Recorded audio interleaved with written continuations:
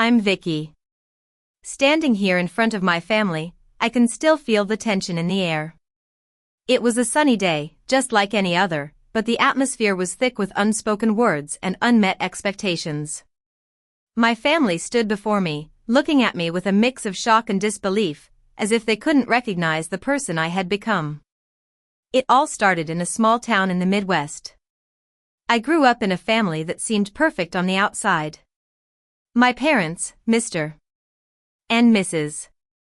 Thompson, were well respected in the community. My mother, Mrs. Thompson, was a traditional homemaker, always concerned about appearances. My father, Mr.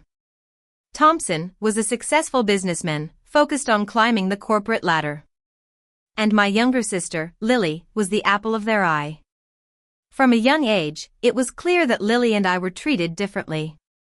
Lily was the delicate one, the one who needed constant attention. Whenever she had a problem, my parents would drop everything to take care of her. Meanwhile, I was expected to be self-sufficient. When I was 8 years old, I fell off my bike and scraped my knee. Instead of comforting me, my mother told me to get a Band-Aid from the medicine cabinet because Lily was having a tantrum in the living room. As we got older, the difference in treatment became even more obvious. Lily was given every opportunity to pursue her interests. She took dance classes, art lessons, and even had a personal coach for her equestrian activities. My father would brag about her talents to anyone who would listen. When I brought home good grades, it was just a passing mention. But when Lily got a participation trophy, it was framed and put on display in the living room. When it came to high school, Lily's room was filled with the latest fashion and makeup. She had a new outfit every week, and packages from online shopping would arrive at our doorstep almost daily. I, on the other hand, had to make do with second-hand clothes and budget-friendly items. When I asked for help with college application fees, my parents had a long talk about financial responsibility. They said I was strong and independent enough to figure it out on my own. College acceptance letters started to roll in. Lily's acceptance to a prestigious art school was celebrated with a big party. My parents bought her a new laptop and a designer bag. When I received my acceptance letter to a well-known university, I got a stack of brochures about student loans and a lecture on how working part-time would build character. I started college with a printed bus schedule, a used suitcase, and a scholarship that only covered tuition. I arrived on campus with just enough money for a few weeks of groceries and the cheapest bedding I could find. But I was determined not to give up, even though my family seemed to think my dreams were a secondary concern. Classes were tough, and I quickly realized I needed a job.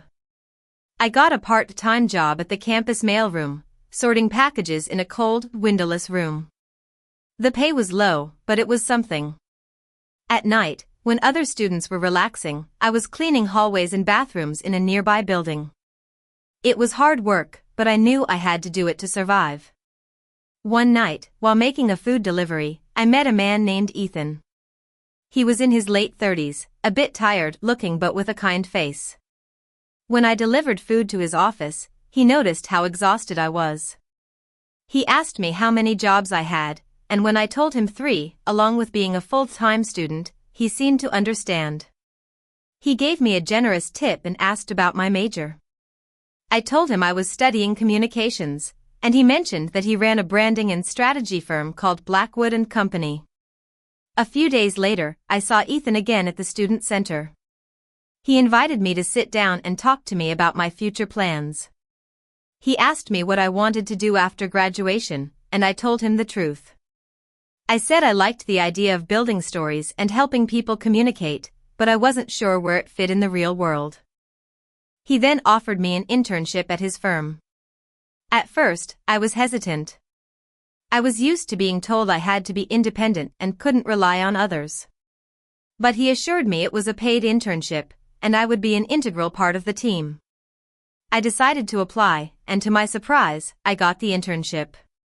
The first day at Blackwood & Company was like stepping into a whole new world. The office was modern, with glass walls and collaborative workspaces. Ethan introduced me to his business partner, Sophia. She was a no-nonsense woman with a sharp mind. She gave me a client brief right away and expected me to come up with bullet point observations by the end of the day. It was challenging, but I was excited to learn. As I got more involved in the firm, I started to grow and develop my skills. I was part of a team that valued my input. At night, I still had to juggle my studies, but the internship was opening up new opportunities for me. Meanwhile, my family seemed to be living in their own world. They rarely called to ask how I was doing. Their updates came through social media, where I saw Lily posing with new outfits and my parents at fancy restaurants and events. One day, I received an email from my aunt, Miss Green. She was always the quiet observer in the family. She said she was passing through my city and wanted to meet for coffee. When we met, she asked me about my school and internship. After a while, she gently asked if I heard from my parents often. I shrugged and said it was mostly when they needed something. She then told me that during her recent visit to my parents, my father had spent a long time bragging about Lily's plans to start a fashion boutique. When the topic turned to me, he said I was just off at school doing my own thing and that I was independent enough not to need their attention. A week later, my father called me. He started by saying he heard I had a fancy internship. Then he dropped the bombshell. He said Lily was starting a boutique and that I should use my little marketing skills to help her get it off the ground. I was shocked at how he downplayed my work. I calmly told him I didn't have the capacity to take on an unpaid project as I was already busy with school and my internship. He got angry and said it was my responsibility as a family member to help. I retorted that family should show up before asking for favors. I told him I wasn't going to be a free resource for their plans. Fast forward to my college graduation day. My father bought Lily a BMW and told me to take the bus. I stood there in my cap and gown, watching him dangle the car keys like a prize.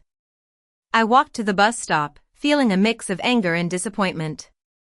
But when I got to the arena, something amazing happened. I was called up on stage and received the Dean's Excellence Award for academic performance and community contribution. My family was there, and the look on my father's face was priceless. It was the first time he realized that the daughter he sent on the bus had achieved something great on her own. After the ceremony, we met outside by the fountain. My father tried to convince me to move back home and help Lily with the boutique. He said it was for the family's good. I looked at him and said I already had a full-time job offer at Blackwood & Company. And that I was staying. He got angry and accused me of being ungrateful. I told him that they had chosen to invest in Lily and that I had built my own life without their support. A few months after graduation, my family showed up at my office. They wanted me to use my firm to launch Lily's boutique. They thought it was a given that I would help. I told them that if they wanted my firm's services, they had to go through the proper channels, just like any other client. I refused to be their free in-house service. My father was furious and threatened that I shouldn't expect their support if I walked away. But I was calm. I had already stopped expecting their support a long time ago. Looking back, I realize that my journey has been a long and difficult one. But I've learned that I don't have to let my family's expectations define me. I can build a life based on my own values and goals. And I'm proud of the person I've become, standing up for myself and choosing a future that is truly mine.